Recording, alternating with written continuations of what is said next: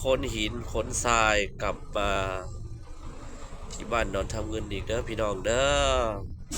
เสียงก็บอกค่อยสบายดอกเป็นวัดเป็นไข่เดี๋ยวให้อยู่อีกฝั่งหนึ่งเด้แต่บ่แม่นฝั่งไทยเด้พี่น้องนะมันจะเป็นหมู่บ้านอีกฝั่งหนึ่งเป็นเกาะเป็นดอนเนาะพี่น้องเนาะตอนนี้ก็ว่าดอนทำเงินดิก็สิมีหมู่บ้านอยู่ประมาณ770กว่าหลังคาเรือนเนาะพี่น้องเนาะอาจจะเป็นเหตุการณ์เจือนหรือเหตุแบบสถานที่ท่องเที่ยวเนาะอนาคตอาจจะเป็นไปได้เนาะเพราะว่าอยู่ริมเพราะว่าอยู่ในกลางแม่น้ำโขงดิพูดแหละมันสิมองเห็นพูดแหละเขากำลังมองดูดหินดูดทรายเนาะแต่เขาไปเอาหินเหตุการณ์เจือนดิ